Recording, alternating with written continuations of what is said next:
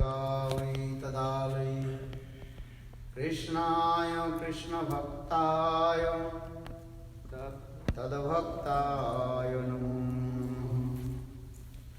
नमो महावदन्नाय कृष्ण प्रेम प्रदायते कृष्णाय कृष्ण चैतन्य नाम्ने गौरतिसे नमः। हे कृष्ण करुणा सिंधो दीनबंधो जगत्पते गोपीश गोपिका कांत राधा कांत नमोस्तुते। तप्त कांचन गौरांगी राधे वृंदावनेश्वरी वृषभानुसुते देवी प्रणमामि हरिप्रिये। ॐ वृन्दावै तुलसी दिव्यै प्रिया वै केशवस्य च कृष्ण भक्ति प्रदे देवी सत्तवत्यै नमो। तप्त कांचन गौरांगी राधे वृंदावनेश्वरी वृषभानुसुते देवी प्रणमामि हरिप्रिये। ॐ वृन्दावै तुलसी देव्यै प्रिया वै केशवस्य च कृष्ण भक्ति प्रदे देवी सत्तवत्यै नमो नमः। भक्ताविहीना अपराधलक्ष्यै क्षिप्ताश्च कामादितरङ्गमध्ये कृपामयि त्वं शरणं प्रपन्ना वृन्दे नमस्ते चरणारविन्दम्। भजामि राधां अरविन्दनेत्रां स्मरामि राधां मधुरस्मिताश्रयं वदामि राधां करुणभराद्रां ततो ममान्नास्ति गतिर्न कापि। हा देवी काकुभर गदगदयद्वाचा जाचिनी पत्यभुवि दण्डवद्भुटार्ति अश्रात्मवदस्य जनस्य कृत्वा गन्धर्विके निजगणे गणनं विधि। अङ्गस्यामलिविछटामन्दे कृतेन्द्रीवरं जड्डं जाचुक्रुरुचिषं पट्टम्बरस्य श्रिया बिन्दारमण निवासमित्रसद्धामादिदामोदरं राधास्कन्दनिवेशनं जलभुजं धैर्यं दामोदरम्। श्रीकृष्ण चैतन्य प्रभु नित्यानंद श्री अद्वैत गदाधर श्रीवासदि श्री गौरभक्तवृंद। हरे कृष्ण कृष्ण कृष्ण हरे हरे हरे राम राम राम हरे हरे। सामने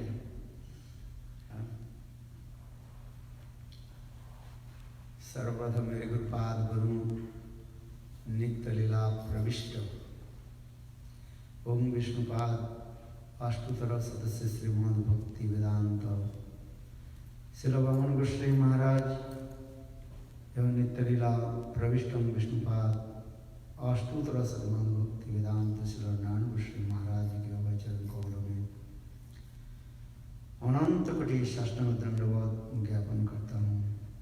तत्पश्चात नित्य लीला वैष्णव विष्णुपाद अष्टोत्तर शतमद भक्ति वेदांत स्वामी महाराज श्री गुरुवंद गोस्वामी महाराज श्री भक्ति श्रीधर गोस्वामी महाराज एवं उपस्थित समस्त वैष्णव वृंद मातृवृंद गुरुवृंद सज्जन वृंद हरि कथा पिपासु श्रोतृवृंद सभी को मेरा यथायथ धन्यवाद प्रणाम।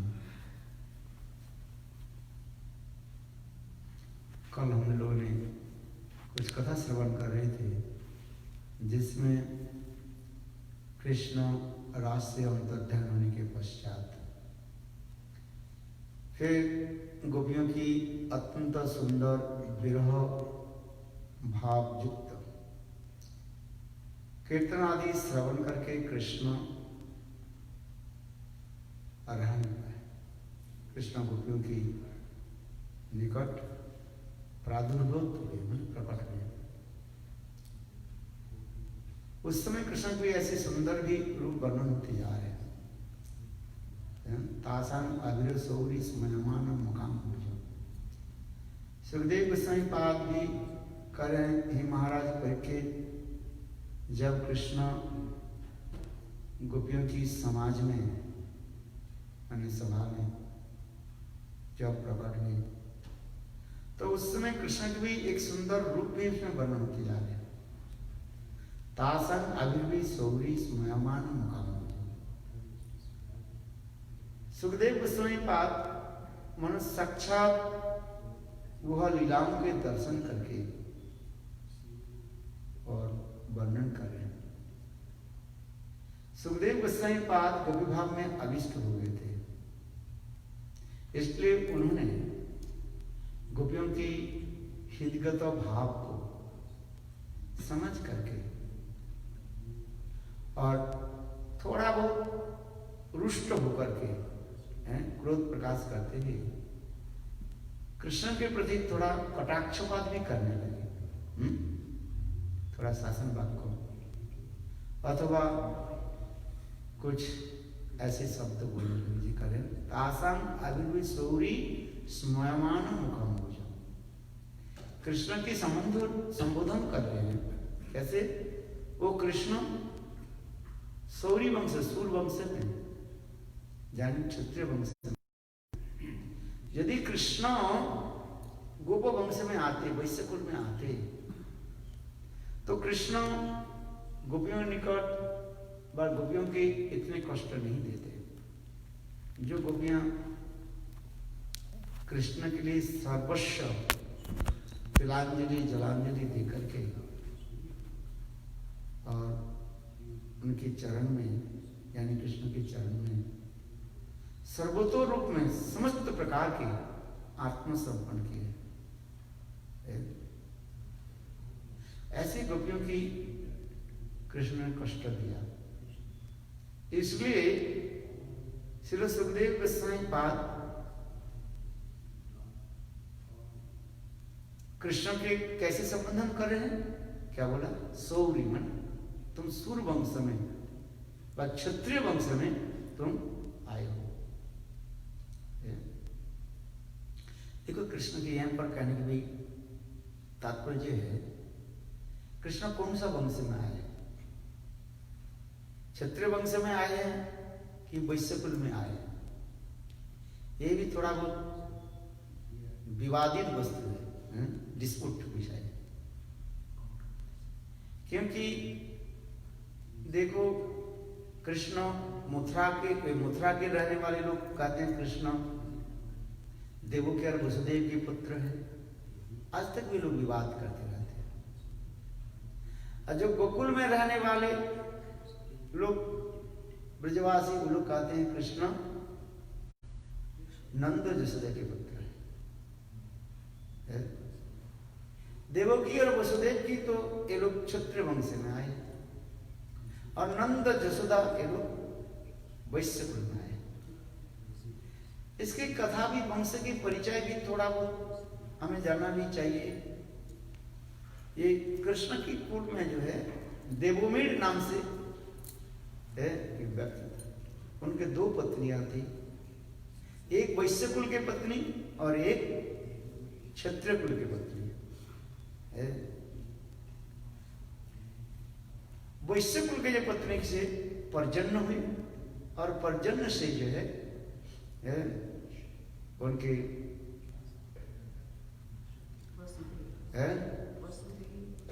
पर्जन्य से जो है यहाँ पर आ गया कौन ना नंद महाराज है, उनके 5 पुत्र हुए हैं,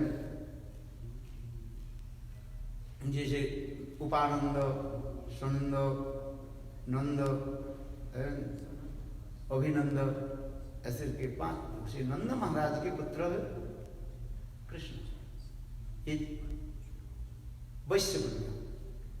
और क्षत्रिय कुल में जो है उसमें आए थे पुष्पपत्नी के जो है थे सूरसेन, सूरसेन के पुत्र है वसुदेव महाराज, और वसुदेव के पुत्र है एक देवकी वसुदेव के पुत्र है कृष्ण। तो इसी प्रकार दिखाते हैं ये कृष्ण की वंश परिचय भी देखा जाए, ये दोनों कुल में आए भगवान है। सुखदेव गोस्वामी परीक्षित महाराज भी सुना जी अंशेन स्वयं कृष्ण जो है एक स्वरूप में बात एक अंश में उन्होंने कंस के कारागार में देवकी के पुत्र के रूप में वहां पर प्रकट है, और पूर्ण स्वरूप में जो है कृष्ण नंद महाराज के पुत्र के रूप में, यानी नंद महाराज की पत्नी है कौन जसोदा के पुत्र के रूप में, जिसे जसोदा नंदन कहा जाता है। इसी प्रकार कृष्ण की जो है ये वंश की परिचय दिया गया। फिर आचार्य पाद भी ये भी कहते हैं, जहां जहां पर सुखदेव गोस्वामी पाद कृष्ण के देवकी नंदन कह करके संबोधन किया, तो वास्तव रूप में वो देवकी नंदन कहने से जसोदा की पुत्र समझना चाहिए, क्योंकि कहा गया नंद महाराज की पत्नी जसोदा के जब 2 नाम थे, एक है देवकी और दूसरी जसोदा। देव नामनी नंद भार्या देवकी जसोदा छ। नंद महाराज की पत्नी, भार्या माने पत्नी है जसोदा, उनके 2 नाम, एक है देव नामनी नंद भार्या देवकी जसोदा छ। हरिवंश पुराण में भी ऐसे वर्णन है, जो जहां जहां पर सुखदेव गोस्वामी पाद देवकी नंदन कह करके संबोधन, एक्चुअल वास्तव रूप में देवकी नंदन कहने से जसोदा नंदन समझना चाहिए। चलो आगे की कथा मैं सुनाता हूं। अभी यहाँ पर जो कार्य सुखदेव गोस्वामी पाद का तासन अभिव सौरी स्मयमान मुखम भुज, ये कृष्ण जब गोपी समाज में जब प्रकट हुए और उसको साक्षात मानो सुखदेव गोस्वामी बात देख करके उस रोष व्यक्त करते ही ये शब्द के कार्य क्या बोले, तासांग आविर्भी सौरी, सौरी शब्द की व्यवहार किया मैंने क्षत्रिय वंश में, सूर्य वंश में। तुम्हारे यदि तुम वैश्य कुल में आते तो तुम्हें इतने कठोर नहीं होते। क्यों? सुखदेव गोस्वामी पाद ये कहना चाहते हैं, ये देखो ये गोपियां समस्त को छोड़ करके तुम्हारे पास आए हैं, समस्त प्रकार संसार की जो बंधन है, सिकल जिसको कहा जाता है, बेड़िया, समाज की बंधन, लोग लज्जा आदि सब कुछ त्याग दे करके और तुम्हारे चरण में सर्वोत्तम रूप में समर्पित किया, और ऐसे कोमल सहज सरला गोपियों के तुमने छोड़ करके चले गए अंतर्ध्यान, और गोपियों के कितने कष्ट दिया। इसलिए सुखदेव गोस्वामी पाद रोष व्यक्त करते हुए, क्रोध करते हुए, उन्हें रोष व्यक्त करते हुए ये शब्द कहा गया, तासन आविर्भी सौरी, सौरी शब्द उन्हें प्रयोग कर दिया। तासन सौरी स्मयमाना मुखम भुज। फिर उस समय कृष्ण के जो ऐसे सुंदर अपरूप था, उसका क्या वर्णन करें। मंद मुस्कान करते ही है, इतने सुंदर थे कृष्ण के मुखारविंद, सभियों की चितवन के जो है लुभाते हैं, आकर्षित करते हैं और मंद मुस्कान करते हुए उस सभा में प्रकट हुए। और उस सभा में कृष्ण भी अपराधी के भांति है अपने पीताम्बर के जो है गले में लटका करके दो हाथ में पकड़ करके रखे और गोपियों के द्वारा अर्पित जो माला, जो वैजयंती माला जो है वो भी गला में रख करके आई। जिसमें तासन अभिरूप सौरीस मयोमान मुखांकुशम। तो आगे की कथा में श्रवण कराते हैं। कृष्ण जब उस गोपी समाज में जब प्रकटित हुए और अपने अपराधी की भांति है आकर के जब खड़े हुए, गोपियां अपने अपने चुंदरी के जो है आसन के रूप में उनको दिया, बैठने के दिया है। भाई देखो, कोई व्यक्ति आ जाए, पहले आपको क्या देना चाहिए? एक आसन देना चाहिए है। कोई भी व्यक्ति सज्जन, कोई भी व्यक्ति आ जाए, आपके घर में चार वस्तु के अभाव नहीं है। एक है बैठने की आसन है, दूसरी जो है मधुर भाषण आदि करें है, मधुर भाषण, अच्छी मीठी शब्द के द्वारा उनके पूछे है, महात्मा जी आप कहाँ से पधारे?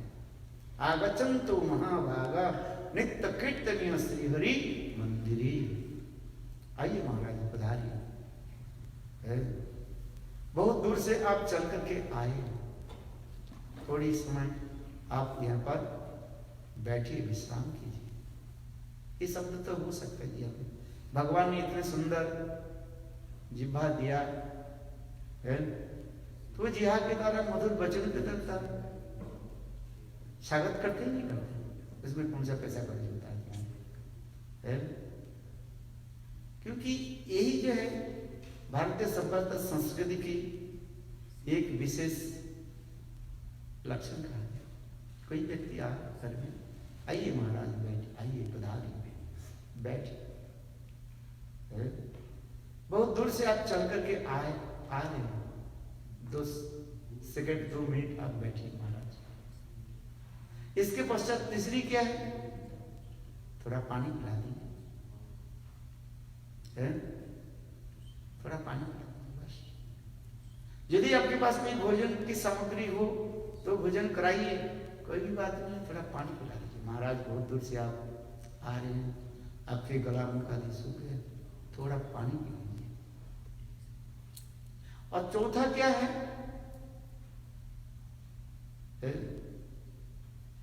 कहते हैं जब उनके साथ मधुर भाषण आदि के पश्चात जब वो चलने लगे, उनके पीछे पीछे 7 कदम चलना, 7 स्टेप्स है, ये समस्त शास्त्र विधान।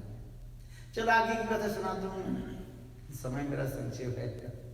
तो कृष्ण जब गोपी समाज में सभा में जब प्रकट हुए, गोविंद के ऐसे सुंदर रूप जो है देख करके समस्त गोपियों की जो दुख था मानो वो चला गया। क्यों? गोविंद के ऐसे सुंदर रूप जो है देख करके किसके हृदय द्रवित ना हो जाता है। किंतु तथापि कुछ गोपियां जो है कुछ रोष व्यक्त आदि करने लगी, कुछ गोपियां कृष्ण के सन्निकट में आ गए और राधा आदि गोपियां जो है थोड़ा दूर से होंठ को काटते हुए तिरछी नजरों के द्वारा गोविंद के जो है हृदय के जो है बिंधने लगे।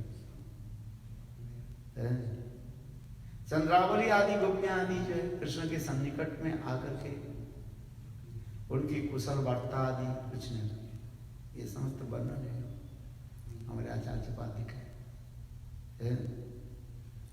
यद्यपि भागवत में कोई गोपियों के नाम उल्लेख नहीं किया गया, मेंशन नहीं किया गया, किंतु सुखदेव गोस्वामी पाद काचित गोप्पा आदि शब्द के द्वारा व्यक्त किया, क्योंकि स्वयं श्रीमती राधा आदि गोपियां सुखदेव गोस्वामी पाद के भी माना कर दिया था। ये देखो इस सभा में किस गोपियों के तुम नाम मत लिया करो, है। इसलिए श्रीमद् भागवत में प्रत्यक्ष रूप में, डायरेक्ट रूप में राधा आदि की गोपियों के नाम आपको नहीं मिलेगा। काची शब्द के द्वारा, गोपा शब्द के द्वारा उल्लेख किया, किंतु उसी उनके व्यवहार के द्वारा ही उस गोपियों के नाम हमारे आचार्य पाद लिख दिया, टीका में लिख दिया। क्योंकि श्रीमद् भागवत ऐसे ग्रंथ है जिसके परोक्षवाद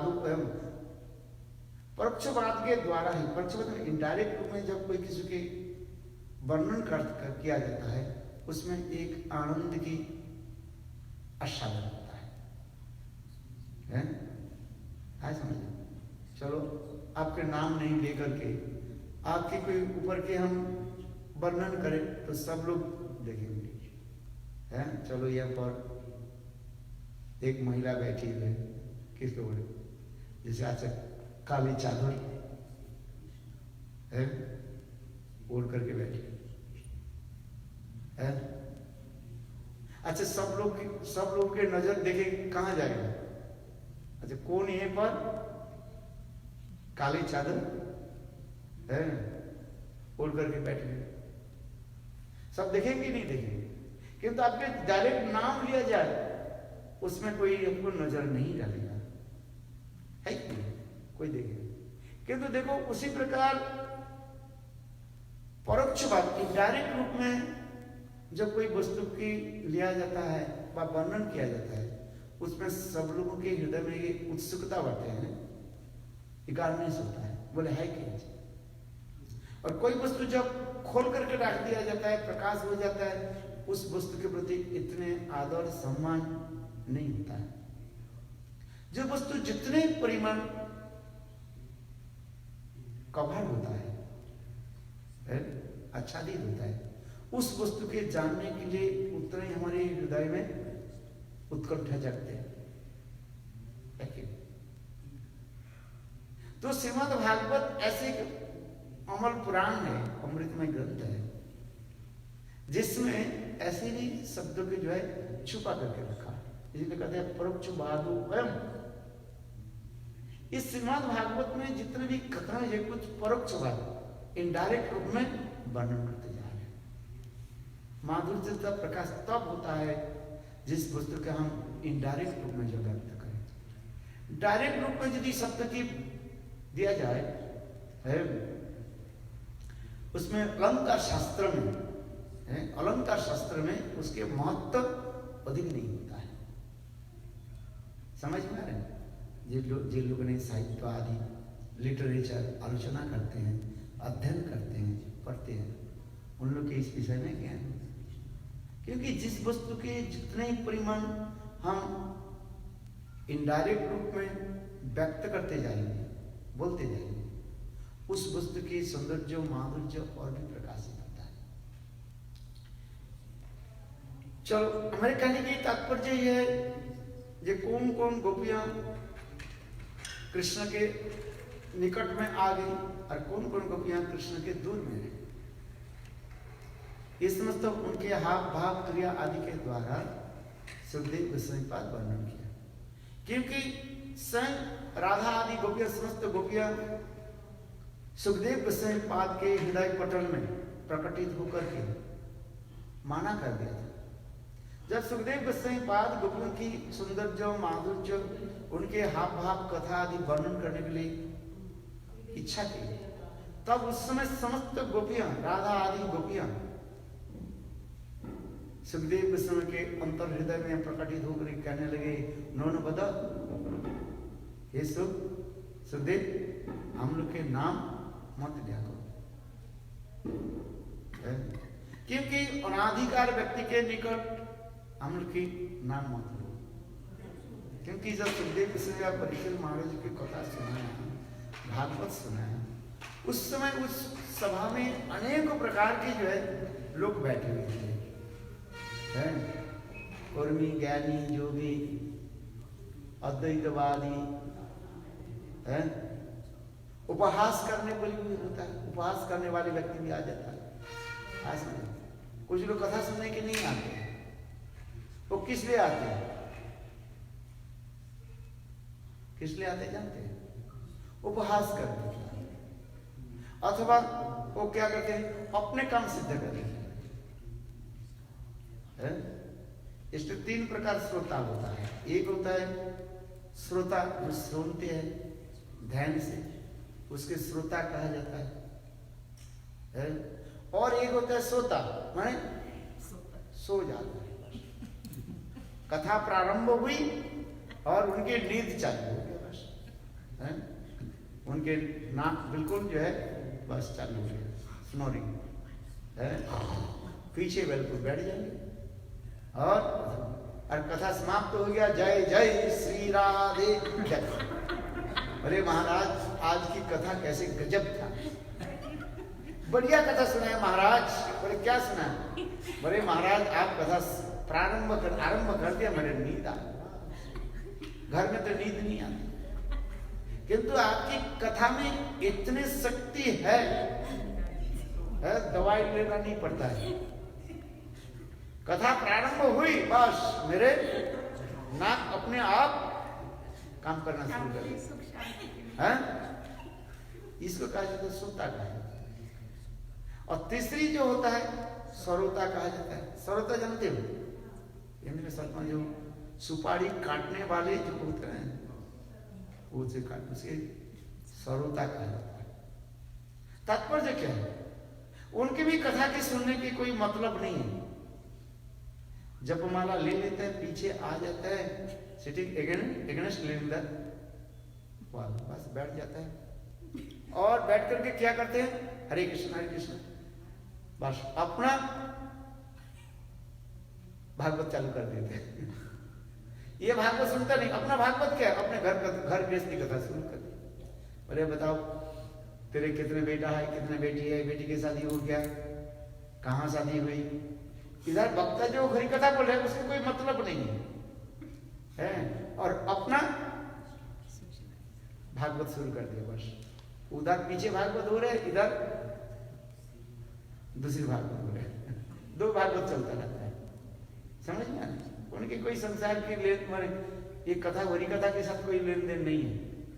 बस वो पीछे बैठ जाते हैं और उसी प्रकार लोग भी आ जाते हैं उनके साथ, बस अपने चल शुरू कर देते।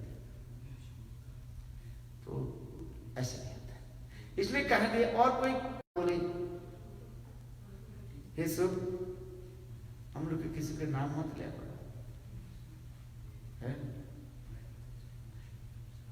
और दूसरी बात भी कहते हैं जिस श्रीमद् भागवत में राधा आदि गोपियों के नाम क्यों नहीं लिया कोई है?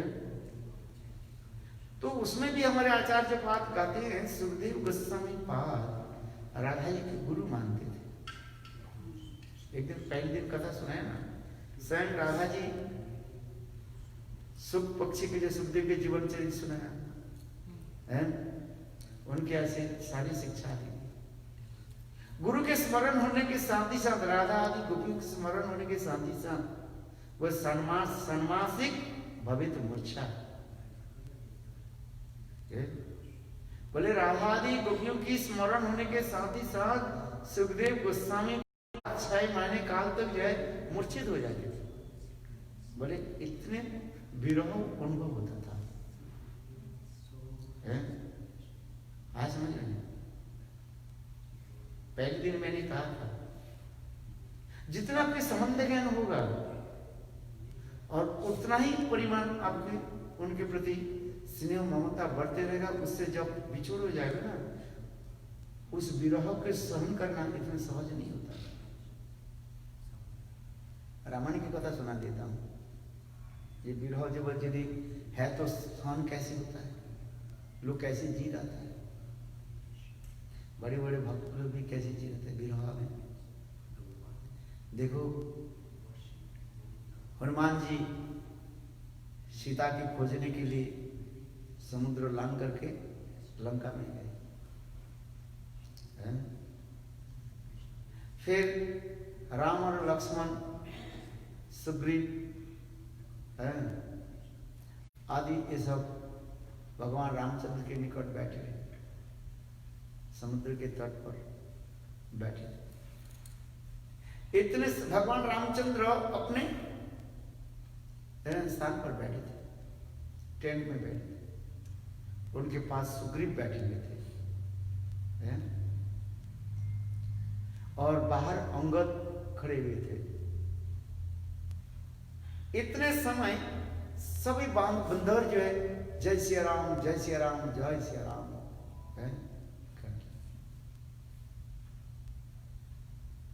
और सारे बंदर जो है इतने आनंद में बोले बोलो बजरंग बली की जय, हनुमान की जय जयकार देते जा रहे। भगवान रामचंद्र सुग्रीव के बोले, सुग्रीव क्या बात है, ये बंदर सब जय जयकार क्यों दे रहे? सुग्रीव बोले प्रभु हनुमान जरूर मां जानकी के समाचार लेकर के आए, इसलिए सारे बंदर जो है, बंदर सेना जो है आनंद में जो उत्पन्न होकर के जय जयकार कर। अच्छा, कुछ समय के बाद हनुमान जी पधारे। देखो हनुमान जी जब रामचंद्र के साथ मिले तो उस समय भगवान रामचंद्र एक प्रश्न पूछा हनुमान जी, हनुमान ये तुम बताओ मेरे पत्नी सीता जी को तुम जिंदा अवस्था में दर्शन किया कि मृत शरीर को दर्शन करके आ गए, ये बताओ मुझे।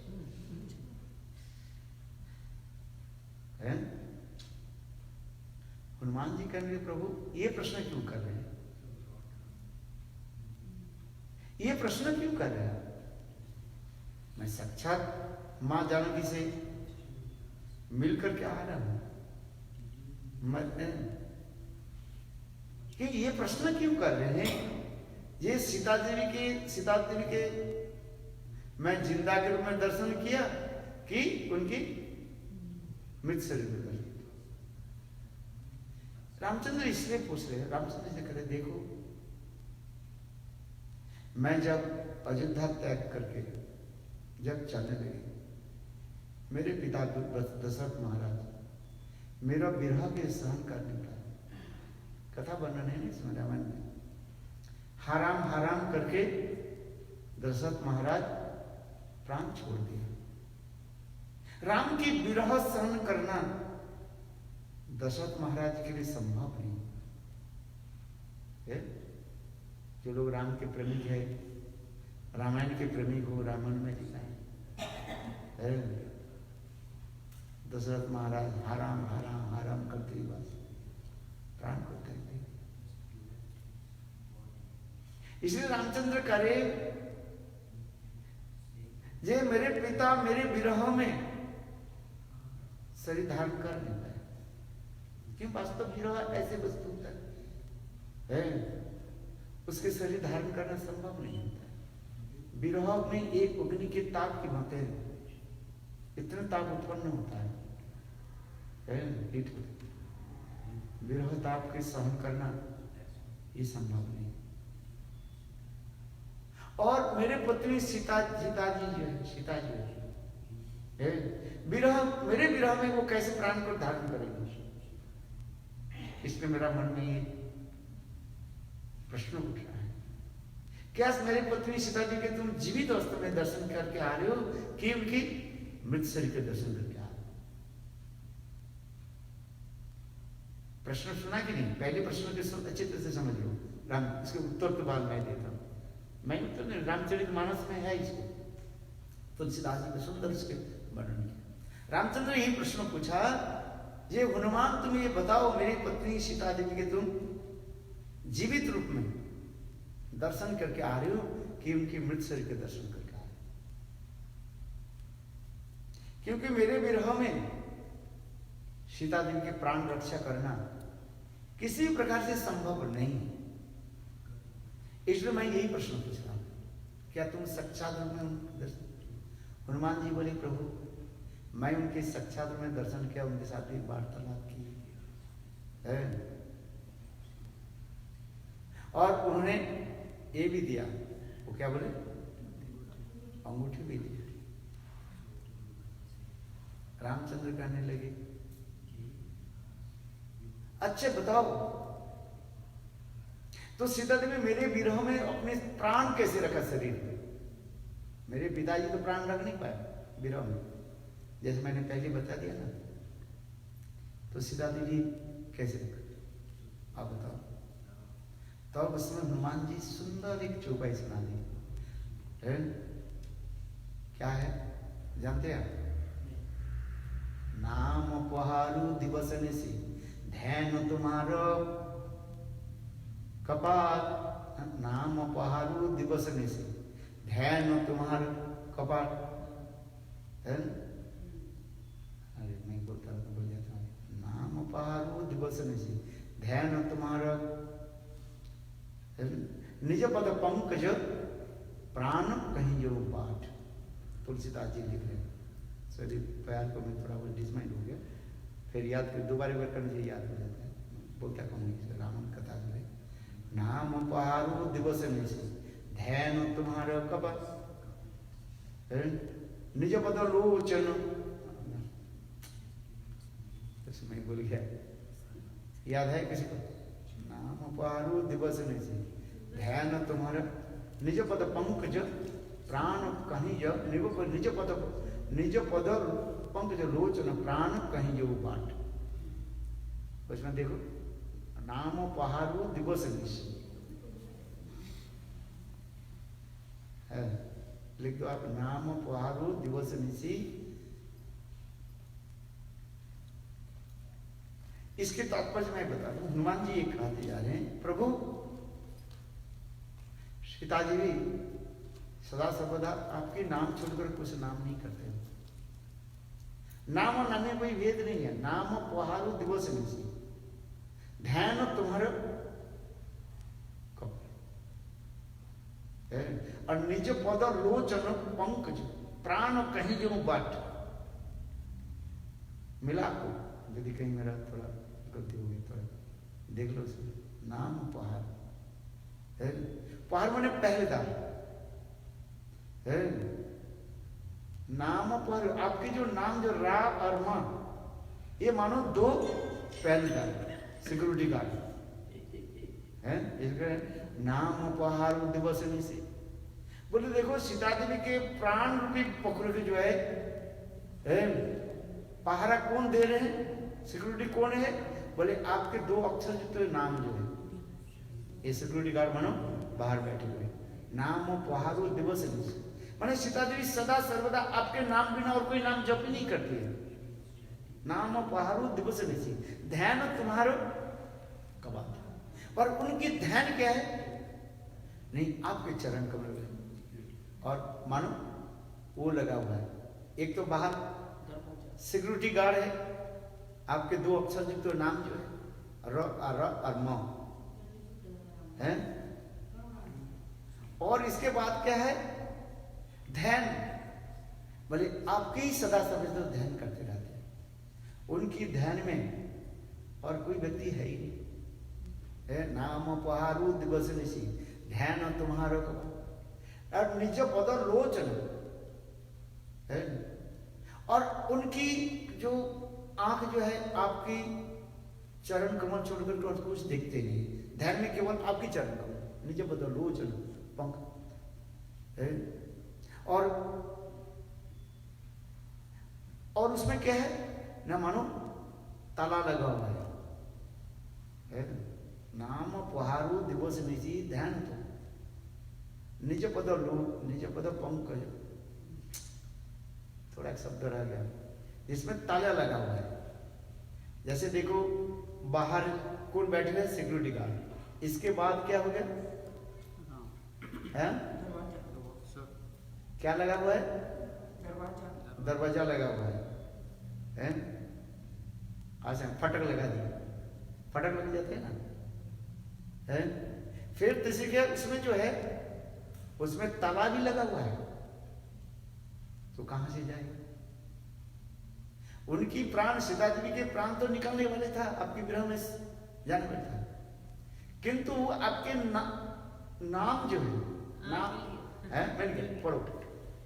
नाम पहाड़ दिवस निसी ध्यान तुम्हार कपाट, लोचन निज पद जंत्रित। हाँ, निज पद लोचन जंत्र प्राण कहाँ गए? ये जंत्र शब्द के, जंत्री शब्द के अर्थ होता है ताला, जाहि प्राण के ही बाट, बाट माने रास्ता, इसके याद करो। नाम पहाड़ू दिवस निसी ध्यान तुम्हारा कपाट, निज पद लोचन जंत्रित प्राण कहीं जो बाट, बाट बाट माने रास्ता।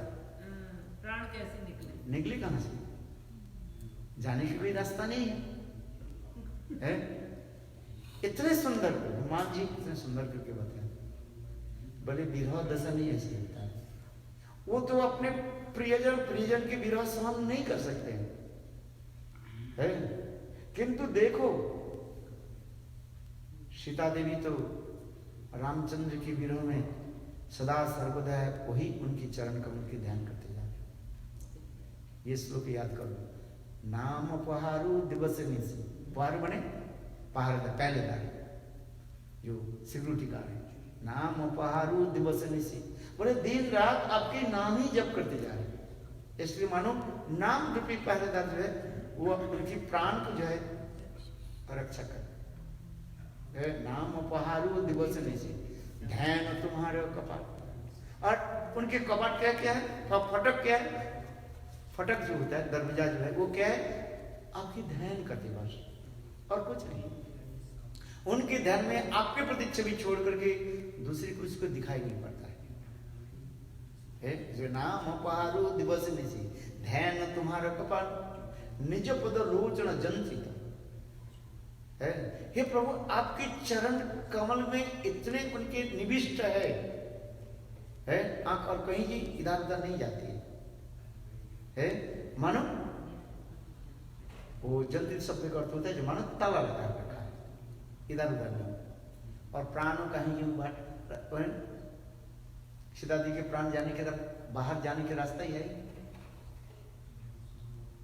आज समझ, इसलिए तो भगवान रामचंद्र सुन करके बहुत प्रसन्न हुए। ठीक, तो मेरे कहने की तात्पर्य है प्रियजन के विरह को भी सहन नहीं कर पाए, किंतु उनके नाम, उनके ध्यान चिंतन है, और जो में क्या करते हैं उनके प्राण भी जो रक्षा कर देती है। यदि को दशरथ महाराज जी कैसे छोड़े? आपके भी तो प्रश्न हो सकता है। देखो दशरथ महाराज के जी कहा जा रहा है, दशरथ महाराज के जीवन की इतिहास को यदि हम थोड़ा बहुत देखें है, उनके ऊपर एक अभिशाप हो गया था जब वो युवा था। दशरथ महाराज अपने जीवन की इतिहास कौशल्या की भी बताया। ये देखो जब मैं युवा था रणविद्या शिक्षा कर लिया, बंदूक क्या बोले तीर चलाना में सीख लिया। बेसिकली एक तीर चलाना वो क्या कौन सा था? शब्द भेदी बाण जिसको कहा जाता है। क्या बात बताया? शब्द भेदी बाण है। बहुत दूर से 2-5 माइल दूर से कोई शब्द हो, उस शब्द के सुन करके और निशाना करते हैं वहीं पर, और वहीं पर जाकर के बस उसके पॉइंट कर देंगे तीर की तरफ। जैसे आजकल जो विज्ञान जिसके मिसाइल कहते हैं ना, है आज में ठीक यहाँ से लाओ ठीक उसी पॉइंट में जाकर के वहीं पर बस्ट हो जाए है। आज समझ में आजकल जो विज्ञान जो क्या है बड़े बड़े राष्ट्रों में कि समझते हुए एटम बम मिसाइल है सबके पास है। आज समझ सब हुमकी देते हैं युद्ध करोगे आओ, हम भी मिसाइल छोड़ देते हैं, पूरा ध्वंस कर देते हैं, वो भी हम ऊपर कर कहते हैं ना, है हुमकी देता एक दूसरे के। किंतु ये तो हमारे रामायण महाभारत में सब तो है ही, सब ब्रह्मास्त्र है। तो मैंने कहने के दशरथ महाराज जब युवा थे, शब्दभेदी बाण उनके पास था। तो एक दिन दशरथ महाराज जंगल में गए शिकार करने के लिए, और शिकार करते करते गंभीर जंगल में प्रवेश किया। कोई हिरण के पीछे दौड़ते दौड़ते गंभीर जंगल में प्रवेश किया, और उनकी पता नहीं था कहां तक गंभीर में कहां तक आ गए। और ठीक कुछ दूर में जंगल तो था, जंगल के उस पार जो है नदी था, और उस नदी में जो है अंधमुनि के ये पुत्र जो है एक लौता जो बेटा है, और माता पिता के प्यास बुझाने के लिए नदी में पानी क्या बोले घड़े में पानी भर रहे थे, और घड़े में जो पानी भरते हैं ना, उसमें घड़े के जो शब्द होता है कट कट करके, जैसे लगता है हिरण पानी पी रहे। अब दशरथ महाराज बहुत दूर से तो था, घोर जंगल में था, किंतु शब्द आ रहे ऐसे लग रहे हो ये कोई वहीं पर हिरण पानी पी रहे। और दशरथ महाराज ने किया कि उस शब्द के चिंतन करके बस बाण चला दिया। बाण चलाया तो बस बाण कहां लगा? अंधमुनि के जो एक लौता जो पुत्र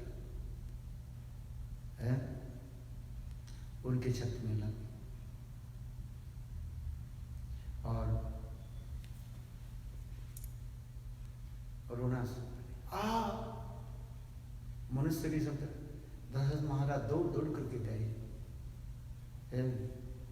सारे पेड़ों के फाटते हुए मैंने चीरते हुए नदी के तट पर गए। देखा बालक 10-12 साल के बालक छत्ती में तीर लेकर के बैठे तड़प रहा है। बस दशरथ महाराज क्या करें? हिरण तो शिकार नहीं हुई, क्या शिकार हो गया? एक बालक का शिकार। वो बालक ने कहा देखो तुम एक काम करो, मेरे माता पिता अंध है, उनके प्यास बुझाने के लिए मैं आया था पानी लाने, और वे लोग जरूर प्यास के लिए तड़प रहे हैं। एक काम करो, एक घड़ा है जो जितना मैं पानी भर लिया, ले जाओ, उन लोगों की पानी पिला देना। इतने ही कह करके वो बालक ने क्या कि प्राण को भी छोड़ दिया। दशरथ महाराज अभी क्या करें? एक हाथ में बालक के उठाया और दूसरी हाथ में घड़ा को लेकर चले, और इधर अंध माता पिता हैं बैठे थे। धीरे धीरे जब आने लगे, अब दशरथ महाराज क्या बोले? कुछ शब्द नहीं किया, बिल्ली के भांति धीरे धीरे पैर रखते हुए उस आश्रम में आ गया। और इधर उनके माता पिता कहने लगे बेटा पानी लाए हो, पिला दो, कोई भी बात नहीं, देर हो गया उससे क्या होता है? तू तो छोटा बालक हो सकता है तेरे चंचल स्वभाव के होने के नाते हो सकता है तू कुछ खेल कूद कर ले, थोड़ा समय बीत गया, बेटा पानी पिला दो, आजा बेटा, बात क्यों नहीं कर रहे? और दिन तो हमें पानी पिलाते, कहते पिताजी माताजी पानी लीजिए, बेटा पानी पिलाओ, प्यास तड़प है, गला फट, दशरथ महाराज दोनों हाथ पैर मानो बिल्कुल कांपने लगे। आज क्या बोले क्या?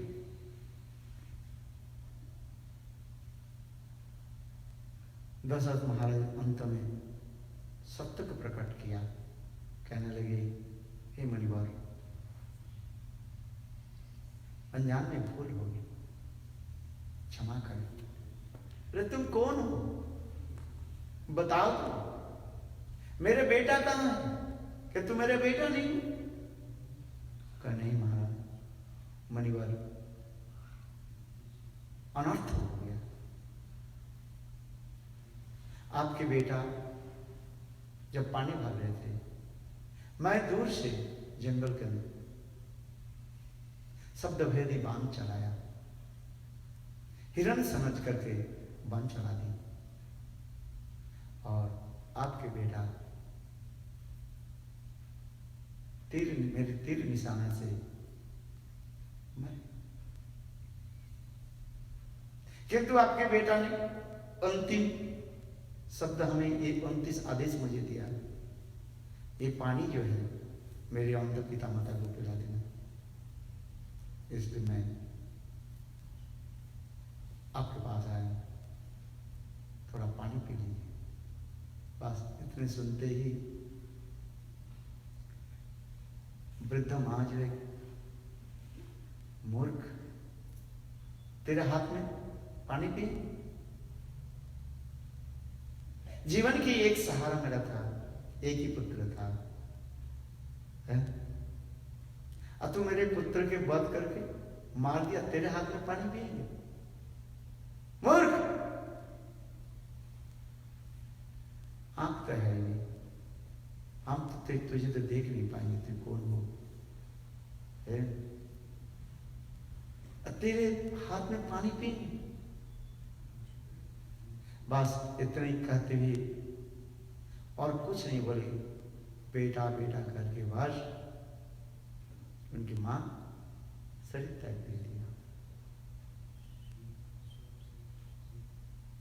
और मुनि पिताजी बोले, अरे मूर्ख,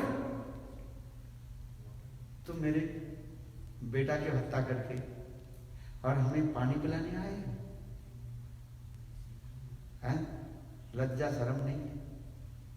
क्या तेरी क्षत्रिय धर्म है? कौन सा शास्त्र में ऐसे लिखा गया? कौन सा धर्म में ऐसा है? तू बता। तू जैसे महापापी है, तेरे हाथ में पानी पिएंगे, तड़प तड़प करके हम मरेंगे, क्यों? तेरे परशुरा पे वस्तु तो ग्रहण नहीं करें।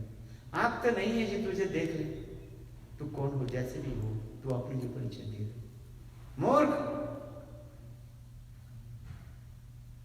यहां से चला जा, तुमको अभिशाप देता हूं। ऐसे करके अंधमणि अभिशाप दिया है। जिस प्रकार मैं अपने पुत्र वियोग में प्राण तड़प तड़प के हम छोड़ रहा हूं, तो भी उसी प्रकार तेरे पुत्र के वियोग में तड़प तड़प तड़प तड़प करके प्राण तुम छोड़ोगे। तब तुम सोचोगे ये पुत्र विरह क्या है? तड़प तड़प तड़प तड़प करके तुम मरेगा। इतना ही कहा करके अंधमणि वो भी लुढ़क गए। उसी कथा को दशरथ महाराज कौशल्या के सुनाया। कौशल्या आज जो राम की जो वनवास बाल पुत्र से जो वियोग, आज इतने दिन के बाद वो पाप के बीज न जाने आज फलीभूत हुआ है। उस समय तो मुझे पता ही नहीं था है, किंतु बीज जब हम बो देते हैं जमीन में, उस समय आने पर अंकुरित होता है, समझ में स्प्राउट होता है। और वही बीज धीरे धीरे अंकुरित होकर के वृक्ष के रूप धारण करके है अपने फल प्रदान करते हैं, है कि नहीं? तो दशरथ महाराज इसी का को सुनाया जो आज पुत्र वियोग में जो हृदय में कितना दुख होता है, कष्ट होता है, वो आज नहीं समझ है। और इसीलिए रामचंद्र भी जब वन में चले गए, ये तो भगवान लीला आदि करते हैं, तथापि हम लोग के दर्शन कराते हैं, क्योंकि ये यद्यपि भगवान व भगवत भक्त में कोई कर्मफल नहीं है, तथापि ये संसार में दिखाते हैं सभी के कर्म अपने अपने अनुसार चलते जा रहे हैं। हम कर्म करते जा रहे हैं और कर्मों के बीज एक एक दाना बीज के वो एकत्रित होते जा रहे हैं, और उसे कुछ बीज के बाद दाना जो है वो अंकुरित होकर के हमारे जीवन में सुख और दुख के रूप में आ जाता है।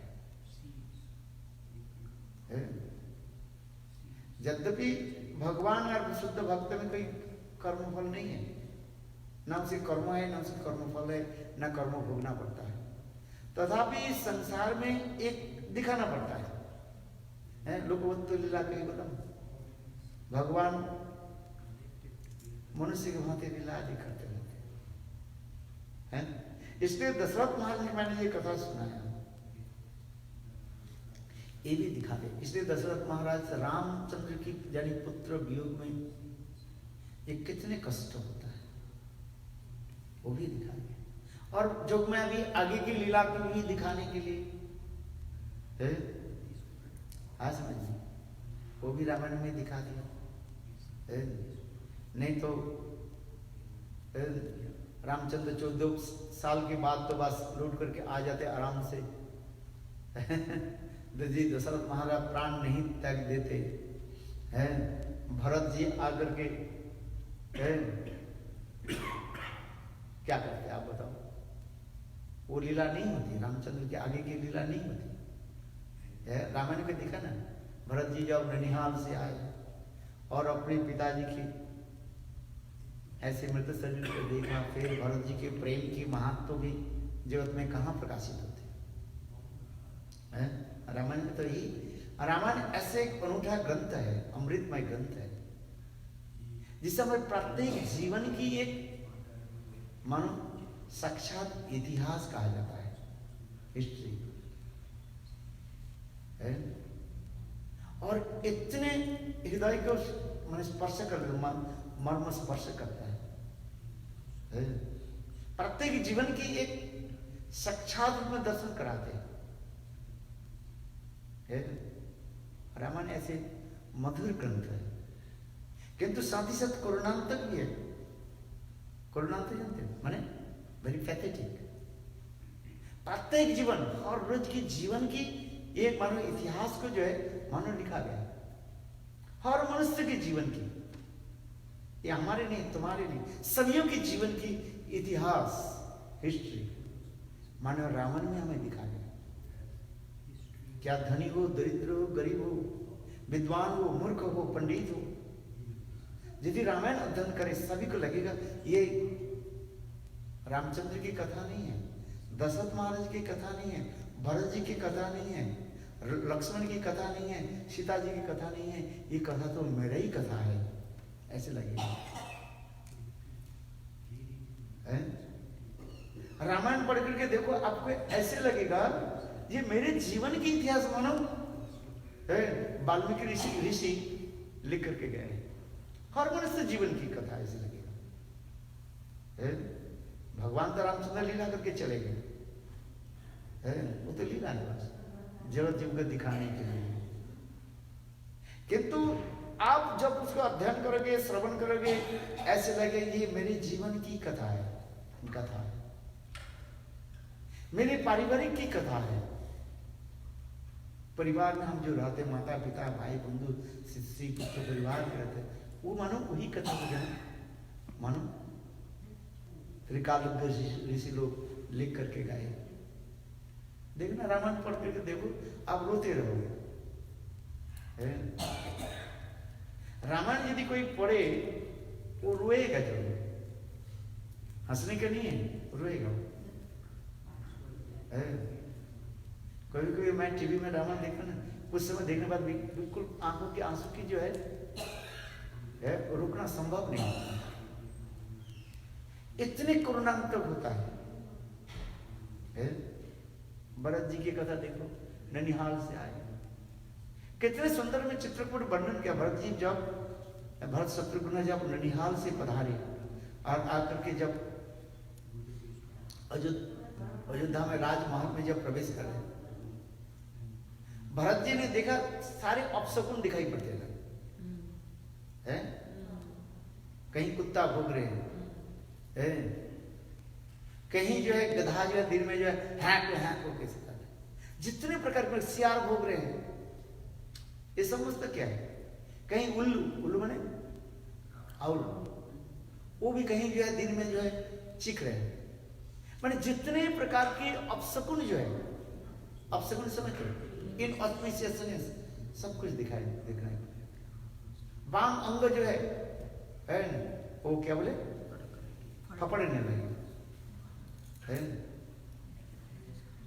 आज जितने प्रकार के अपशकुन दिखाई, भरत जी जितना बोले क्या बात हुई। और फिर राजमहल में जब प्रवेश किया, देखा ना राजमहल कोई सजा हुआ है, ना कुछ है, ना कोई उनके सैन्य सामंत आदि जो है भाई राजपुत्र है आ रहे, उसके लिए कोई किसी प्रकार जो है अभ्यागत नहीं कर, वेलकम नहीं कर रहे। कोई रास्ते पर कोई भी व्यक्ति एक फूल भी उनके लिए अभिवादन नहीं किया है। भाई हम लोग तो ऐसे किया छोड़ दे, ये राजपुत्र आ रहे हैं, कोई साधारण थोड़ी है। एक मंत्री आते हैं, एक कोई विशिष्ट व्यक्ति आते हैं, उसके लिए नगर के कैसे सजाया जाता है, वेलकम करते हैं, है कि नहीं? कोई मंत्री आ जाए, मंत्री भी छोड़ दो, ऐसे कहीं एमएलए आ जाए, बस ऐसे कहीं व्यक्ति है, उसके लिए कितने आइए, उसके आगे पीछे कितने लोग रहते हैं, गाड़ी घोड़े आदि रहते है कि नहीं? किंतु देखो भरत और शत्रुघ्न जब राजमहल में प्रवेश कर रहे हैं, कोई उनके लिए आदर सत्कार भी नहीं किया, नहीं कि फूल की थोड़ा बहुत टीवी में दिखा दिया रामानंद सागर ने जो उसके दिया, थोड़ा ऐसे फूल दे करके उसको मुख भी घुमा कर कैसे देखे, देखा ही ना आपने। किंतु वास्तव जो देखा बोले वाल्मीकि रामायण में ऐसे लिखते जा रहे हैं, उनके लिए कोई स्वागत भी कुछ भी नहीं है। ऐसे लग रहा है राजमहल मानो बिल्कुल शमशान के भांति सन्नाटा पड़ा हुआ है, बिल्कुल सन्नाटा है। जैसे मध्य रात्रि में अंधकार की चादर के द्वारा जैसे ओढ़ करके रहते हैं, ठीक उसी प्रकार भरत जी जब राजमहल में प्रवेश कर देखा तो बस सन्नाटा है। फिर आगे चले, है मंथरा खड़ी हुई थी भरत जी के आगे। फिर देखा क्या भरत जी, और एक दृश्य देख करके बस उसके रोंगटे तो खड़ी हो गया, सारे मानो उसके शरीर के जो रोंगटे बिल्कुल खड़े हो गए। बोले क्या देख रहे? देखा क्या? माता जी के सफेद वस्त्र, विधवा वस्त्र हैं। बिल्कुल भरत जी तो मानो मूर्छित होने वाला था। बोले मैं क्या देख रहा हूँ, सपना देख रहा हूँ, मैं क्या देख रहा हूँ? माँ क्या बात, पिताजी ठीक है? भरत जी पहले प्रश्न पूछा थे, पिताजी कुशल है?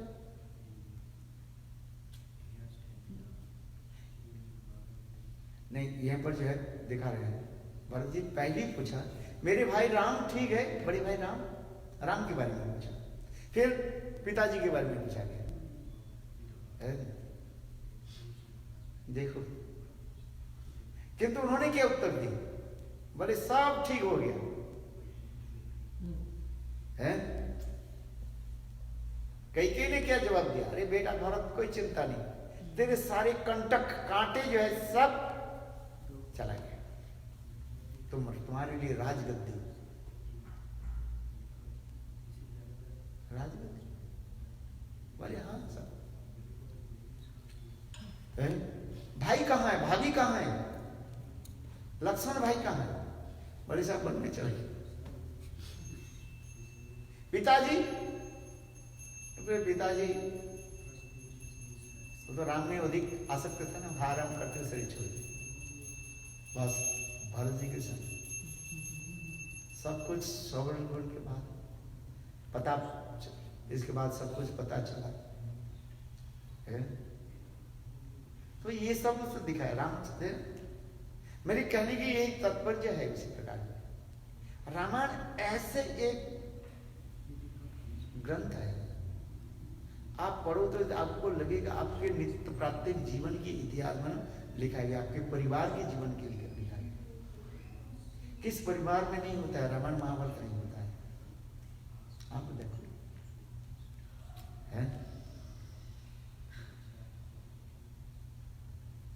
ऐसा नहीं। केवल एक व्यक्ति के लिए मैं किसी के लिए कहूं तो कहेंगे महाराज मेरे लिए कह रहे हैं, तुम्हारे लिए नहीं है। रामायण महाभारत तुम्हारे लिए नहीं है, सबके लिए है और तुम्हारे लिए भी है। समझ में आ रहे? रामायण महाभारत तुम्हारे लिए नहीं है, सबके लिए है और तुम्हारे लिए भी है। मानो तुम्हारे जीवन की इतिहास, सबके जीवन की इतिहास मानो लिखा गया और मनुष्य के जीवन के रामायण पढ़ो तो आपको आंसू की धारा बिल्कुल रोक नहीं पाओ। इतना पैथेटिक करुणांतक का है। चलो आगे मैं कथा सुनाता हूँ, समय तो हमारे हो गया है और 10 मिनट आ गया जो कथा मैं सुनाना चाह रहा। तो विरह की ऐसे जो होते हैं, मैंने कहा था ये क्यों सुखदेव गोस्वामी पाद कृष्ण के प्रति कटाक्षपात करते हुए ये शब्द क्यों कहा? तासांग आविर्भि सौरी स्मयमान मुखाम्बुज। इस शब्द सौरी शब्द के कहने की यही तात्पर्य है। ये सुखदेव गोस्वामी पाद गोपी भाग में इतने डूबे हुए थे और गोपियों के प्रति समवेदना, सिंपैथी जिसको हम कहते हैं, गोपियों के प्रति सिंपैथी दिखाते हुए सुखदेव गोस्वामी पाद करें ऐसे सुंदर सुकमल सर्वस्व प्रेम आदि तुम्हारे चरण में उपवित कर दिया। ऐसे गोपियों के तुम कष्ट दिया क्यों? अतः उनके छोड़ करके क्यों चले? ये तुम्हारे हृदय में क्या क्षत्रिय स्वभाव है। जिस प्रकार क्षत्रिय लोग युद्ध क्षेत्र में जाते हैं वो चिंता करते हैं जी इस व्यक्ति के मार दूं, गली चला दूं, है? क्या उनके परिवार लोग कैसे निस्सहाय हो जाएंगे? क्या वो सोचते हैं? वो तो बस रिवॉल्वर उठाया, ठक ठक ठक ठक लगा दिया, मरना है जो मरने बनेगा, उसके क्या आता जाता है, वो निष्ठुर होता है। ये नहीं सोचते हैं वो व्यक्ति मर जाए, उस व्यक्ति मर जाए, उनकी पत्नी विधवा हो जाएगी, उनके छोटे छोटे नन्हे मुन्ने बच्चा कैसे पालन पोषण होगा, है? वो सोचता है, वो कोई विचार करता है? वो तो रण क्षेत्र में जाते हैं, युद्ध क्षेत्र में जाते हैं, बस जहां तक हो बस ठकाठक चला, हृदय के निर्मम रखते हैं, कोई हृदय में कोई दया ममता नहीं रखते। चित्र की कार्य थी युद्ध विग्रह करना है तो वो थोड़ी दया ममता थोड़ी रखते हैं ना, वो चिंतन करते हैं। आप मेरे भाषा समझ में आए? क्षत्रिय लोग जो होते हैं दया भावना नहीं रखते, और दया भावना रखे तो वो युद्ध विग्रह कैसे करे? उस मार बस ये व्यक्ति मर जाए इसकी क्या है? एक ही जो है व्यक्ति जो है देखो द्रौपदी के लिए कहा गया है, अश्वत्थामा है, द्रोणाचार्य के पुत्र अश्वत्थामा, द्रौपदी के 5 पुत्र के जो है काट दिया, मार दिया, और उनके भाई के भी मार दिया, धृष्टद्युम्न है। ऐसा नहीं, कुरुक्षेत्र के युद्ध समाप्त हो गया है, अंतिम दिन था, अंतिम रात्रि था है। दुर्योधन कुरुक्षेत्र के युद्ध में बस मरने पर अंतिम सांस ले रहे थे, उनको ये क्या बोले, जंघा को तो तोड़ दिया था भीम, अंतिम सांस ले रहे थे मरने वाले। इतने समय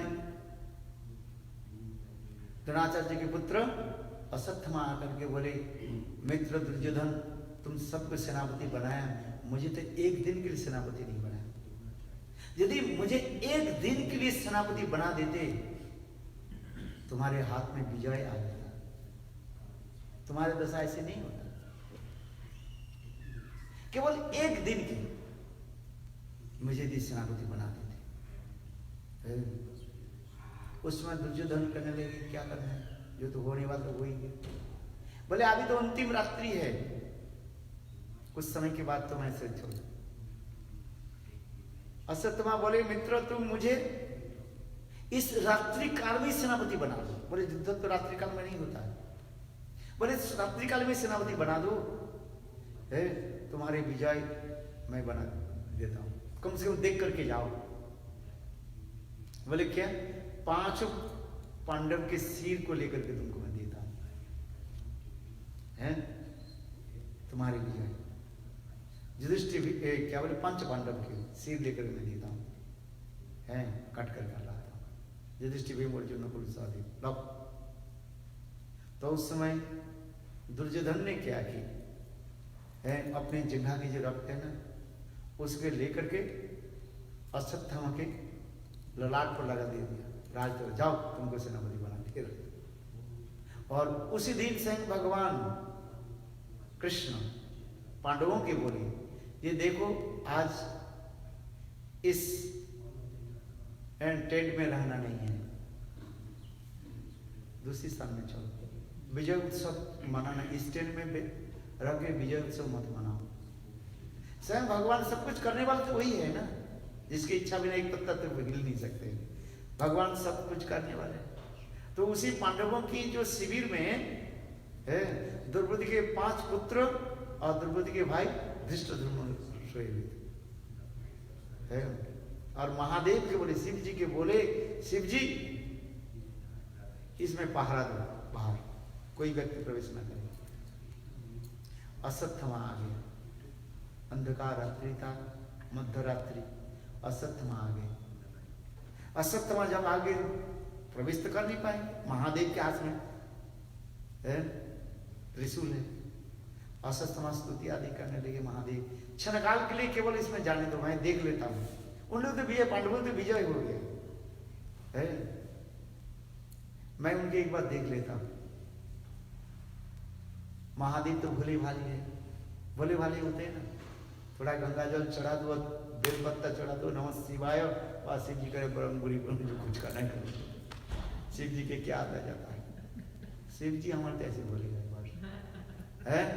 शिव जी और कुछ नहीं चाहते, मिठाई भी नहीं चाहते हैं, पैसा भी नहीं चाहिए, कुछ नहीं चाहिए, थोड़ा गंगा जल डाल दो और एक बेल पत्ता, गंगा जल मिले ना मिले एक बेल पत्ता चढ़ा दो, बस शिव जी का तो मैं प्रसन्न हूं। शिव जी बोले, अच्छा दर्शन करना चाहते हो ना, हाँ जी जाओ और आओ 1 सेकंड में। अश्वत्थामा ने क्या किया, बस गए है, और जाकर के क्या की, बांध चला गया थड़ा थड़। वो सोचने लगे ये 5 पांडव सोए हुए, बात धड़ धड़ धड़ चला दी, सिर को काट करके ले। महादेव बोले आगे ना जी, दर्शन कर लिया बस है। 5 पांडवों की सिर काट करके ले आया और लेकर के जहां पर दुर्योधन मृत्यु सजा में सोई करके, मित्र देखो तुम्हारी विजय हो गया, मैं 5 पांडवों के जो है सिर लेकर के आया।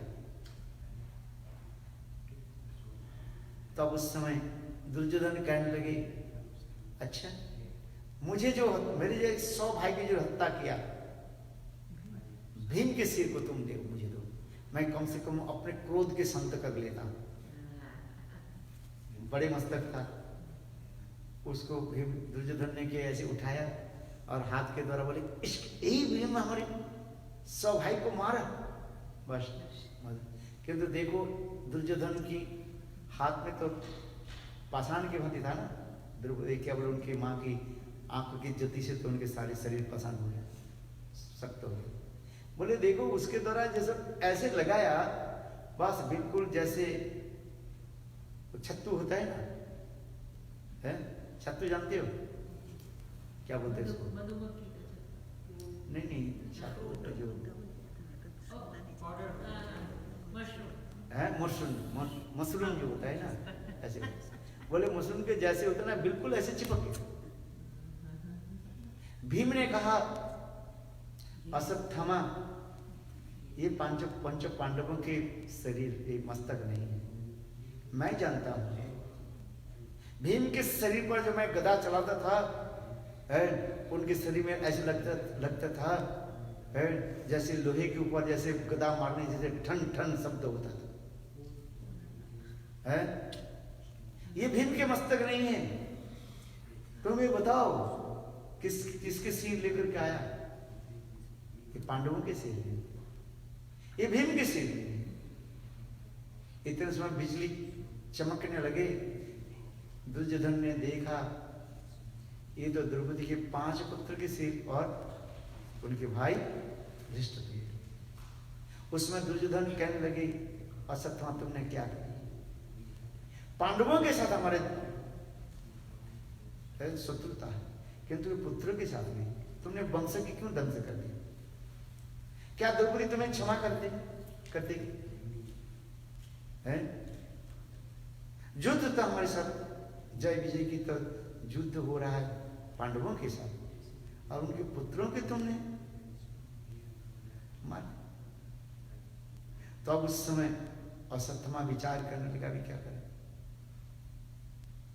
अश्वत्थामा भागने लगे, है ये विचार करने लगे, ये तो पांडव लोग तो मेरा जरूर पीछा करेंगे।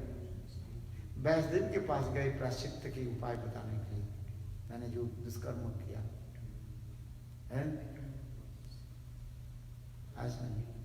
और इधर स्वयं भगवान मध्य रात्रि में फिर पांडवों के बोले, देखो आजकल दिन अच्छा नहीं, देखो सांप जब तक प्राण से सांस छोड़ नहीं दिया जाए, सांप के जब तक जलाया नहीं दिया, आग में जलाया नहीं दिया जाए, हो सकता है सांप वो जीवित हो जाए। है जो जहरीली सांप होता है ना, उसके मार करके फेंक दो, वो हो सकता है वो पुनः जीवित हो जाए, और फिर पुनः जीवित हो जाए तो तुम्हें वो मार कर। बोले दुर्योधन उसी प्रकार ही है, जहरीली सांप क्यों आती है? जब तक उसके शरीर में अंतिम सांस रहेगा तब तक तुम्हारी विजय नहीं है। भगवान कहने लगे, हे पांडवों, युधिष्ठिर तुम मत सोचो ये तुम्हारी विजय हो गया, किंतु जब दुर्योधन जीवित रहेगा, उनकी अंतिम सांस रहेगा, तब तक तुम्हारी विजय नहीं है। तुम विजय उत्सव क्यों आज मना रहे हो? रात है काल मनाना, किंतु पांडव लोग थोड़ी सुनने वाला है, और हम जीत गया विजय उत्सव है, सेलिब्रेशन मनाने। भगवान सब जानते, सूत्रधारी तो वही है? कहने लगे, अच्छा जाओ चलो। द्रौपदी आदि के लेकर के टेंट में देखा, क्या देखते ही द्रौपदी तो मानो प्राण पकड़ उड़ गया। बोले क्या है? 5 पुत्र की सिर नहीं है और उनके बाल। फिर पता लगा, महादेव की पूछा गया, बोले कौन आया था? महादेव ने कहा था। महादेव ने कहा हाँ अश्वत्थामा मुझे बोले केवल दर्शन करने के लिए। अच्छा, तो भगवान कृष्ण अर्जुन और भीम के साथ लेकर के अश्वत्थामा के पीछा करने लगे। वो आगे की कथा तो है, कथा है ना, बोल सकते। तो महाभारत की ऐसे ऐसी कथाएं जो है मैं इसलिए करें, ये श्रीमद् भागवत में जो एक्चुअली वास्तव में महाभारत की कथा को बीच में जोड़ दिया गया। जिसे परीक्षित महाराज ने प्रश्न किया था, ये मेरे पितामह अर्जुन ऐसे बड़े बड़े वीरों के कैसे पराजित किया, उसकी कथा में सुनाई। अश्वत्थामा के जितना ये संभव नहीं है। अश्वत्थामा आज तक भी जीवित है, उसके 4 युग तक वो जिंदा रहेगा, है? उसके मार कौन मार सकते? आज अश्वत्थामा कोई साधारण व्यक्ति नहीं। भविष्य पुराण में ऐसे भी लिखा है, ये कलियुग समाप्त होने के बाद वे सप्त से दापर युग जब आएगा, सप्त युग के बाद त्रेता के बाद दापर युग आएगा, उस दापर युग में ये भागवत जो रचना होगी, व्यासदेव कौन बनेगा? बोले अश्वत्थामा बनेगा। अश्वत्थामा बनेगा व्यास, है? भविष्य पुराण में ऐसे लिखा है, भविष्य पुराण है, ये कोई साधारण थोड़ी है। कैसे बनेंगे व्यासदेव? वो भगवान की लीला कैसे लिख सकते हैं जो भक्ति नहीं है? वो तो अंदर से भक्ति है, तभी तो उन्होंने लिखी है ना। अरे मुकुम करोति वाचनं पंगु लंघयति गिरिम। अरे सुनो तो, मेरा बात नहीं सुन रहे, आपने बोलना सुन रहे। पंगु लंघयति गिरिम, भगवान जिसको दराज करा देते हैं ना, वो सब करा देते हैं। किसको कराना है नहीं कराना, भक्ति कैसे कराना है नहीं कराना है, आप जो सोच रहे हो किसके द्वारा कब करा दे, क्या होता है? वाल्मीकि कौन सा भक्त थे भाई? चोर डकैत तो था वो, है? उल्टा नाम जगत जाना वाल्मीकि भये ब्रह्म समान।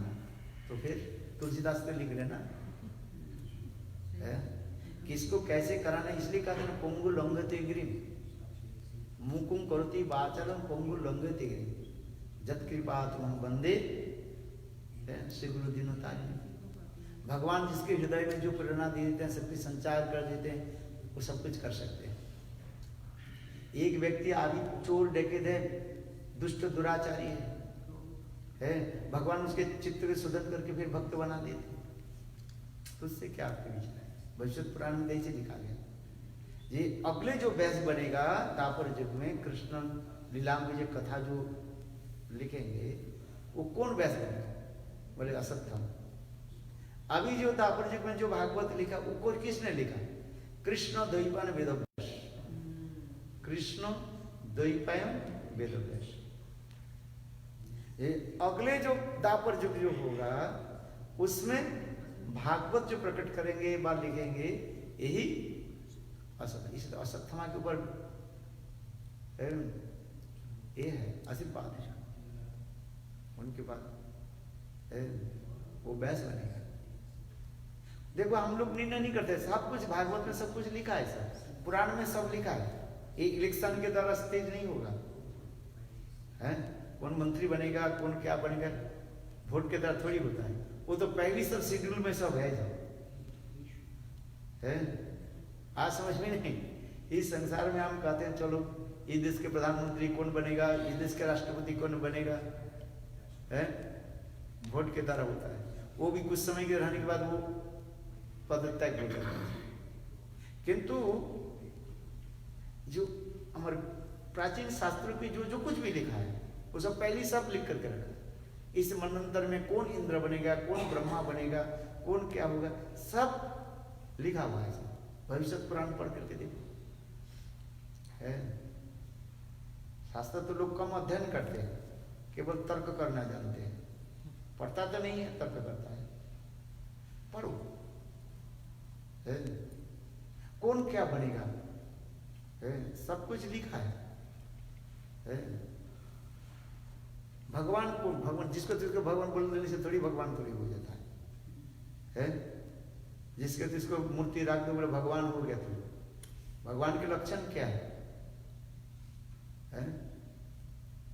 लोग अज्ञ व्यक्ति है, मूर्ख लोग है, जिसको जिसको भगवान कह करके बस प्रचार कर देते हैं और उसके पीछे सब चलते रहते हैं भेड़ बकरी की बात है, थोड़ी होता है, उसमें लक्षण होता है। जिसको तिसको कहने से थोड़ी हो जाता है, भगवान किसको कहा जाता है? भगवान के लक्षण क्या है? कब भगवान कब आएंगे? इसलिए तो एकादश स्कंध में सब कुछ प्रश्न नवी जगत संवाद में लिखा गया है। ये कलियुग में भगवान कौन हो, कौन है, कौन आएंगे, कैसे हम समझेंगे ये भगवान है, किस लक्षण के द्वारा? प्रश्न है इसमें। देखो 11th canto the conversation between Nimi Maharaj and 9 ऋषि नवजगन। ये कलियुग में लोग जिसको जिसको भगवान तो कहेंगे, थोड़ा बहुत कोई ब्लैक मैजिक दिखा दे, कह दे ये भगवान है।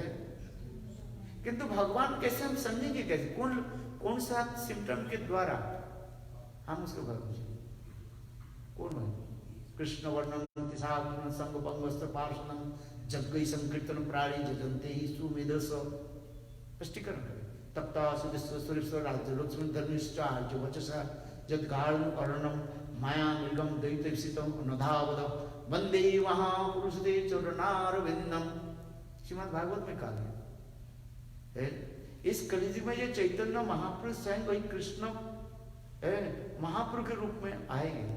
ये तो व्यासदेव ने लिख दिया और उसी कथा को जो है नेमि महाराज ने प्रश्न किया और 9 ऋषि में करभाजन ऋषि ने वर्णन कर दिया। ये लिखा है। जिसको जिसको भगवान कैसे कृष्ण वर्णन तिसा अकृष्ण कृष्ण वर्णन तिसा शंख पंग वस्त्र पार्षण जग्गई संकीर्तन प्राणी जजंती सुमेधस है। ये भागवत के श्लोक है। जिसको जिसको भगवान करके पूजा करने से आपको फल नहीं होगा, है? आप क्षमा करें, किंतु शास्त्र जो है उसको जानना पड़ेगा ना। जब शास्त्र अध्ययन नहीं करते, जिसको जिसको भगवान करके मूर्ति रख लो, हम निंदा नहीं करें, किंतु आपको समझना चाहिए। ये कलियुग में लोग कहेंगे चैतन्य महाप्रभु क्यों रखा? चैतन्य महाप्रभु तो अभी अभी 500 साल हुआ, वो भगवान कैसे बन गए? शास्त्रीय प्रमाण हमें देना चैतन्य महाप्रभु भगवान है कि नहीं। इसलिए ग्रंथ है, गुरुदेव के ग्रंथ है, कतिपय प्रमाण जो है प्रमाणित चैतन्य महाप्रभु से भगवान। वेद पुराण उपनिषद रामायण महाभारत सबसे प्रमाण है चैतन्य महाप्रभु भगवान है, कृष्ण है। कैसे? भागवत में स्पष्ट कर रहे कृष्ण वर्णम तिसा अकृष्ण सांगो पांगो अस्त्र पार्षदम जग्गई संकीर्तन प्राणी जजंती सुमेधस। बुद्धिमान व्यक्ति जो है उसकी पूजा करें। उपास्य देवता कौन होगा? लिखा समय तो हो गया ना, कहा तब बोले आप लोग। मैं तो गोपियों की प्रश्न पे हुआ ही नहीं, अभी इधर चले गए, ट्रैक दूसरी तरफ चली गई लाइन। समय हो गया ना, ये कोई समझे। আজকে তো আপনার বলার কথা ছিল নরকম প্রেম। हाँ, वो बोलना चाहता ना, क्योंकि कथा प्रसंग दूसरी तरफ चलेगी। जो प्रेम की जो कथा बोलते हैं ना, क्योंकि ये कथा लोग नहीं, आप लोग नहीं, एक हफ्ता और रुक जाओ। है ये कथा नहीं जाने तो प्रेम की कथा कहाँ सुन पाओगे? सच्ची में समझ आता है। जब इसी कथा को आप जान लोगे तब तो प्रेम के बारे में इसको समझ में मिल आएगा। जाए तो बस हमारी तो लकड़ी निकल जाए। हम लोग को रोज ऐसे घुमा फिरा के कुछ ना कुछ असली चीज नहीं बताएंगे। नहीं, तो असली चीज तब बताएंगे जी। ये हम तो देखेंगे जी, ये आप लोग के पानी कितना पानी में है ये जानते हैं तब तो बताएंगे। पहले चित्त तो शुद्ध हो जाए, फिर कॉफी। ये तो फाउंडेशन जब जैसे मैंने कहा कि देखो विरह, जैसे मैंने आपको उदाहरण दिया, रामायण की कथा किस लिए गया? ये प्रेम में शरीर के धारण कर नहीं पाए, इस तो मैंने कहा है, क्योंकि विरह यदि हो किसी को, विरह जो है इस शरीर के धारण करूंगा, इसलिए तो प्रश्न पूछ दिया। रामचंद्र ने हनुमान जी के द्वारा ये हमें शिक्षा दी, ये मेरे पिता दशरथ महाराज मेरे विरह में शरीर छोड़ दिया, तो सीता कैसे शरीर को कैसे रखा? वात्सल्य प्रेम अपेक्षा जो है माधुर्य प्रेम श्रेष्ठ है? तो वात्सल्य प्रेम में हमारे पिताजी प्राण धारण कर नहीं पाए, और मेरी पत्नी सीता देवी कैसे धारण किया? इसलिए तो प्रश्न पूछा ना, ये हनुमान तुम बताओ, मेरी पत्नी सीता देवी के तुम क्या जीवित रूप में देखा कि उनके मृत शरीर को देखा? रामचंद्र यही प्रश्न बोले। यदि आप लोग यही जानते तो हम आगे बढ़ाई कथा को, और रामायण आप लोग पढ़ते हैं, यदि जान लेते तो हमें मेरा बोलने की जरूरत नहीं होता। और इतना रामायण महाभारत बोलने की क्या जरूरत है? रामायण में लिखा नहीं, देखो उसमें नाम पहारो दिवस निशी, ध्यान तुम्हारा कपाट, निज पद लोचन जंत्रित प्राण कहीं जाऊं बाट। मेरे कथा नहीं, आप उसमें लोग तो रामायण पढ़ लेते हैं, सब रामायण पढ़ लिए, और कोई है कि नहीं? आप बताओ। नाम पहारो दिवस निशी, ध्यान तुम्हारे कपाट, निज पद लोचन जंत्रित प्राण कहीं जाऊं बाट। कहाँ प्राण है? इसको याद रखो, और क्या करना है? बोलो वृंदावन बिहारी लाल की जय। इसलिए इसको जान लेता तो गोपियां कैसे प्राण को धारण किया, और नंद महाराज प्राण को कैसे धारण किया? वहाँ तो कोई नहीं बढ़ेगा, वहाँ कोई नहीं प्राण नहीं छोड़ा। दशरथ महाराज के प्राण छोड़ने के लिए तो मैंने इतिहास बता दी, उसके ऊपर जो अंधमुनि के जो अभिशाप था, ऋण चुकाना नहीं है, ऋण चुकाना तो दूसरी होता है। ये अपने अपने क्रिया आदि दिखा रहे हैं, विरह की दिखाते जा रहे हैं, यद्यपि उनकी कोई पाप नहीं है, तब लीला दिखाते जा रहे हैं। चलो आप बोलो वृंदावन बिहारी लाल की जय। Give him a big hand. Krishna's devotees are known different, so they can treat all the associates or the people who are sadhakas like us. एक हफ्ता और रुक जाए महाराज जी, सच्ची में सुनना पड़ेगा ना भाई, जब तक नहीं सुनोगे कहाँ से हो? ऐसे सुनोगे आप तो रोते रहोगे। मैं तो बोला तो आपको रुलाना मैं चाहता हूँ, क्योंकि आप तो जब तक हम लोग नहीं रुलाएंगे तो महाराज रह सकते हैं, रह जाइए यहाँ पे भी, जब तक हम लोग नहीं रोएंगे तो आपको सारा हो जाएगा।